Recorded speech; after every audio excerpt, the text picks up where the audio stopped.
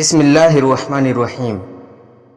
حضرت آدم علیہ السلام کے بعد مشہور انبیاء علیہم السلام میں سے ایک حضرت نوح علیہ السلام ہیں۔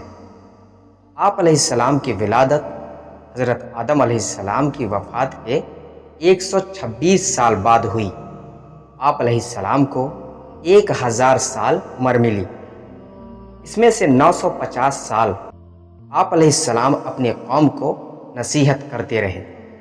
حضرت نوح علیہ السلام کا اصل نام عبدالغفار تھا، لیکن آپ علیہ السلام اپنی قوم اور آخرت کی فکر میں بہت زیادہ رویا کرتے تھے۔ اس لیے اللہ تعالیٰ نے قرآن مجید میں آپ علیہ السلام کو نوح یعنی کہ بہت زیادہ رونے والا کے نام سے یاد کیا ہے۔ آپ علیہ السلام معمولی نعمتوں پر بھی اللہ تعالیٰ کا شکر ادا کیا کرتے تھے۔ حضرت نوح علیہ السلام کا اللہ تعالیٰ نے قرآن مجید میں 43 مقامات پر ذکر فرمایا، اور قرآن مجید کی ایک سورت نوح جس کا نام ہی ہے، سورہ نمبر 71 کا نام بھی یہی ہے، آپ علیہ السلام کے نام پر رکھا گیا ہے۔ اللہ تعالیٰ نے حضرت آدم علیہ السلام کی اولاد میں سے خوب برکت فرمائی، اور اولاد آدم سے بہت سی بستیاں آباد ہو گئیں۔ تمام لوگ سابقہ انبیاء علیہم السلام کی تعلیمات کے مطابق صرف اللہ تعالیٰ کی عبادت کرتے اور اس کے ساتھ کسی کو شریک نہیں ٹھہراتے تھے۔ اولاد آدم کا اللہ تعالیٰ کی عبادت کرنا شیطان پر بہت گراں گزرتا تھا، اور وہ اس سوچ میں تھا کہ کسی نہ کسی طرح اولاد آدم کو گمراہی میں مبتلا کر کے اللہ تعالیٰ کی رحمت سے دور کیا جائے۔ شیطان کو یہ معلوم تھا کہ شرک بہت ہی بڑا گناہ ہے، جس پر اللہ تعالیٰ بہت زیادہ ناراض ہوتے ہیں۔ اس لیے انسانوں کو شرک میں مبتلا کرنے کے بارے میں سوچنے لگا۔ آخرکار اس نے قوم نوح میں سے جو نیک لوگ فوت ہو چکے تھے ان کے نام پر شرک کو رائج کر کے لوگوں کو سیدھی راہ سے ہٹا دیا۔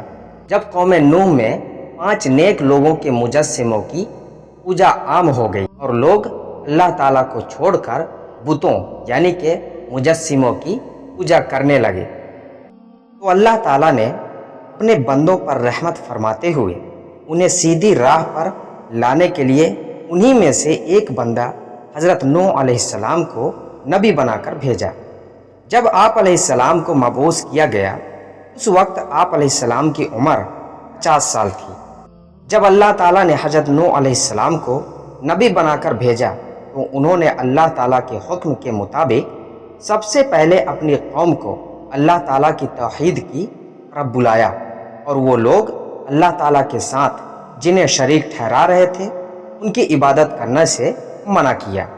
حضرت نوح علیہ السلام نے نبوت ملنے کے بعد اپنی قوم کی خیر خواہی کرتے ہوئے انہیں اللہ تعالیٰ کا پیغام پہنچایا، مگر قوم نے سرکشی کا مظاہرہ کرتے ہوئے آپ علیہ السلام کو جھٹلایا اور آپ علیہ السلام کی مخلصانہ دعوت کو ماننے سے انکار کر دیا، اور آپ علیہ السلام کے نبی ہونے پر مختلف شبہات کا اظہار کیا کہ تم تو ہماری ہی طرح کے انسان ہو، تم ہمارے بجائے نبوت کے حقدار کیسے بن گئے؟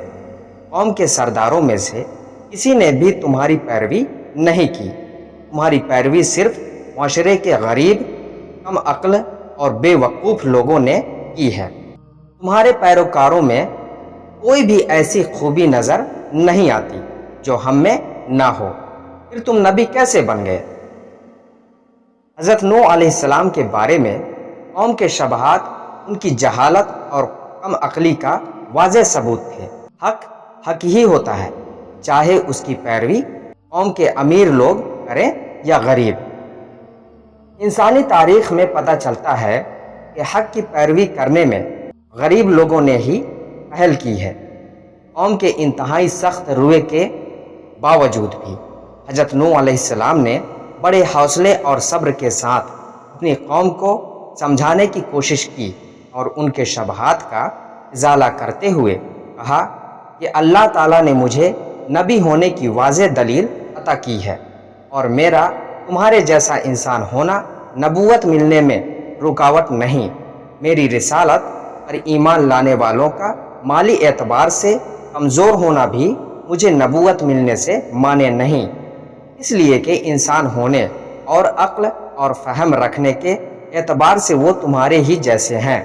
نبوت تو اللہ تعالیٰ کی طرف سے رحمت اور اس کا فضل ہے جو اس نے مجھے عطا کیا ہے، مگر تم نے اس کی قدر نہیں کی اور بلا سوچے سمجھے مخالفت پر اتر آئے ہو۔ میں تو تم سے خیر خواہی سے پیش آ رہا ہوں اور اس دعوت پر میں تم سے کسی اجرت کا مطالبہ بھی نہیں کرتا، میرا صلہ اللہ تعالیٰ ہی دے گا۔ تم میرے پیروکاروں کو گھٹیا کہتے ہو اور مجھ سے مطالبہ کرتے ہو کہ میں انہیں اپنے پاس سے دور کر دوں۔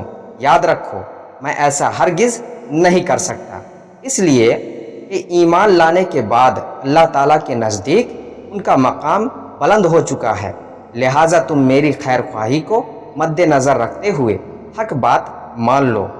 حضرت نوح علیہ السلام قوم کی سرکشی کے باوجود انہیں دن رات دعوت حق دیتے رہے اور قوم ان پر جو بھی الزامات لگاتی رہی اس کا اچھے انداز میں جواب دیتے رہے۔ دعوت حق دیتے ہوئے حضرت نوح علیہ السلام کو 950 سال گزر گئے۔ جب ایک نسل کے لوگ مرنے کے قریب ہوتے تو وہ بعد والوں کو یہ وصیت کر جاتے کہ تم نوح علیہ السلام پر ایمان نہ لانا۔ آخرکار ان کی طبیعت ہی ایسی بن گئی کہ جسے ایمان اور حق قبول کرنے کی کوئی صورت گوارا نہیں تھی، انہوں نے بجائے دعوت حق کو قبول کرنے کے آپ علیہ السلام کو مختلف انداز میں دھمکیاں دینا شروع کر دیں اور ساتھ ہی یہ بھی کہنے لگے کہ جس عذاب سے آپ ہمیں ڈراتے ہو وہ لے آؤ۔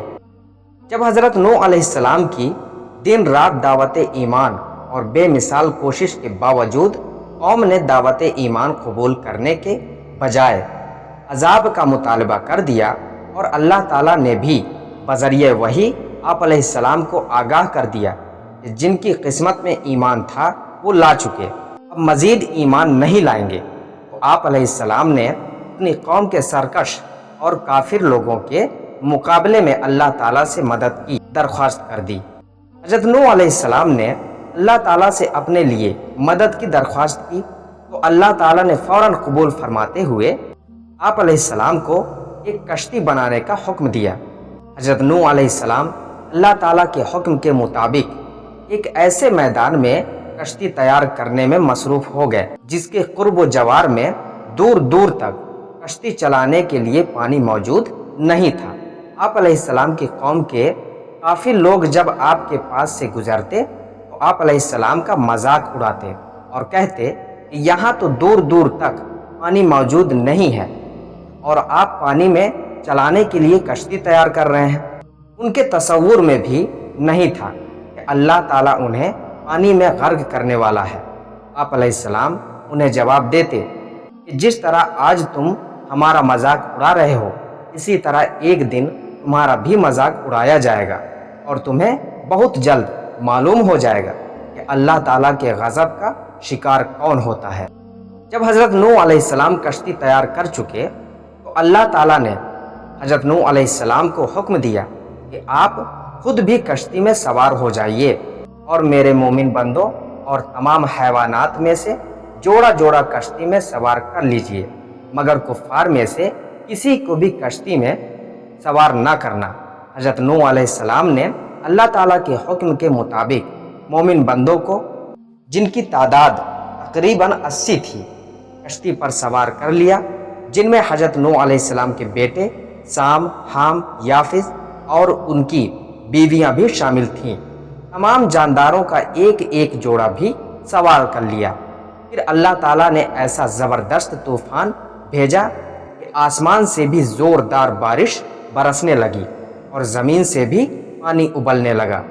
چند لمحات کے اندر پانی اتنا زیادہ ہو گیا کہ اللہ تعالیٰ کے حکم سے کشتی تیرنے لگی۔ جب قوم نوح پر سخت طوفان آیا اور ہر طرف پانی ہی پانی ہو گیا، قوم نوح کے سرکش افراد پانی میں ڈوب کر ہلاک ہو گئے۔ طغیانی کے باوجود بھی حضرت نوح علیہ السلام کی کشتی موجوں پر صحیح و سالم چل رہی تھی، اس لیے کہ اس کا محافظ اللہ تعالیٰ تھا۔ حضرت نوح علیہ السلام کی کشتی اللہ تعالیٰ کی حفاظت میں چل رہی تھی۔ اسی دوران آپ علیہ السلام نے اپنے مشرک بیٹے یام، جس کا لقب کنعان تھا، کو آواز دی کہ آؤ آپ بھی ہمارے دین میں شامل ہو کر ہمارے ساتھ کشتی میں سوار ہو جاؤ۔ بیٹے نے اس نازک موقع پر بھی اپنے باپ کی دعوت کو رد کر دیا اور اپنے ہاتھوں اپنی ہلاکت کو مول لیا۔ حضرت نوح علیہ السلام نے اپنے مشرک بیٹے کو کشتی پر سوار کرنا چاہا، لیکن اس نے انکار کر دیا۔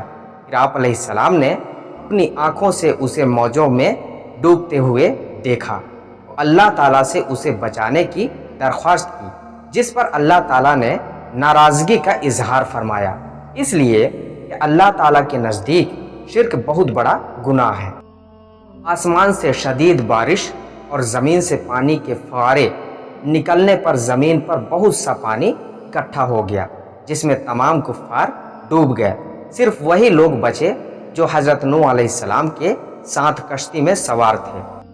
اللہ تعالیٰ کا طے کردہ فیصلہ پورا ہو گیا، تو اللہ تعالیٰ نے زمین کو حکم دیا کہ جو بھی تمہارے اوپر پانی ہے اسے پی جاؤ، اور آسمان کو حکم دیا کہ بارش برسانا بند کر دو۔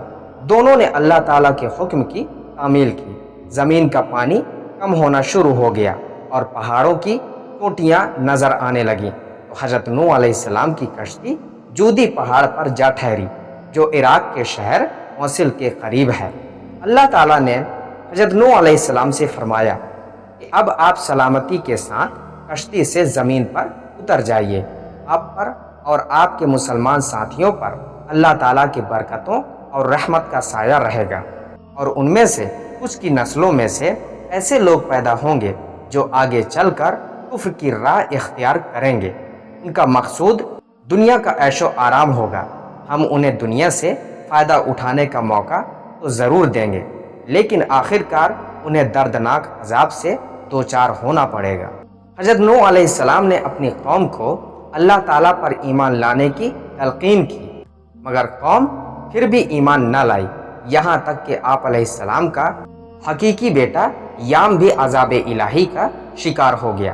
اسی طرح آپ علیہ السلام کی بیوی بھی ایمان نہ لانے کی وجہ سے عذاب الہی کی مستحق ٹھہری۔ اللہ تعالیٰ نے کفار کو ہلاک کرنے کے بعد زمین کو خشک کر کے رہنے کے قابل بنا دیا، اور آپ علیہ السلام کی اولاد جو کشتی میں آپ علیہ السلام کے ساتھ سوار تھی، ان سے انسانی نسل کو باقی رکھا۔ سام کی نسل سے عربی، فارسی اور رومی وجود میں آئے۔ یافس کی نسل سے ترک، ثقالبہ اور یاجوج ماجوج پیدا ہوئے، اور حام کی نسل سے قبطی، سوڈانی اور بربر اقوام وجود میں آئیں۔ حضرت نوح علیہ السلام کے دور میں آنے والے طوفان سے سوائے کشتی میں سوار افراد کے تمام لوگ ہلاک ہو گئے تھے۔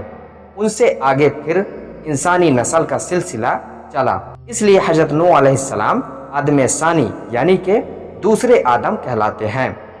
رسول اللہ صلی اللہ علیہ وسلم نے فرمایا، جب نوح علیہ السلام کی وفات کا وقت قریب آیا تو انہوں نے اپنے بیٹے کو وصیت فرمائی کہ میں تجھے 2 کاموں کا حکم دیتا ہوں اور 2 کاموں سے روکتا ہوں۔ وہ چیزیں جن کا حکم دیتا ہوں، پہلا لا الہ الا اللہ کو اختیار کرنا، کیونکہ ترازو کے ایک پلڑے میں 7 آسمان اور 7 زمینیں رکھ دی جائیں، اور دوسرے پلڑے میں لا الہ الا اللہ کو رکھ دیا جائے تو ان کلمات والا پلڑا جھک جائے گا۔ دوسرا سبحان اللہ و بحمدہ کثرت سے پڑھتے رہنا، کیونکہ اسی کی برکت سے اللہ تعالیٰ مخلوق کو رزق عطا فرماتے ہیں۔ اور وہ چیزیں جن سے منع فرمایا، پہلی چیز ہے میں تمہیں اللہ کا شریک ٹھہرانے سے منع کرتا ہوں، اور دوسری تمہیں تکبر کرنے سے روکتا ہوں۔ عبداللہ بن عمر رضی اللہ تعالیٰ عنہ کہتے ہیں، میں نے عرض کیا، اے اللہ کے رسول، شرک سے تو ہم واقف ہیں، لیکن تکبر کا کیا مطلب ہے؟ کیا اچھے جوتے پہننا، کیا اچھا لباس پہننا، سواری کے لیے اچھا جانور رکھنا، یا اس کے پاس کثرت سے دوستوں کی آمد و رفت کر رہنا تکبر ہے؟ آپ صلی اللہ علیہ وسلم نے فرمایا، نہیں۔ میں نے عرض کیا، پھر تکبر کیا ہے؟ آپ صلی اللہ علیہ وسلم نے فرمایا، حق کی حقیقت کا انکار کرنا، اور لوگوں کو حقیر جاننا تکبر ہے۔ تو میرے دوستو، نوح علیہ السلام کا یہ مختصر سا واقعہ مکمل ہوا۔ اب ملتے ہیں اگلی ویڈیو میں، تب تک کے لیے دعا کی درخواست کے ساتھ اللہ حافظ۔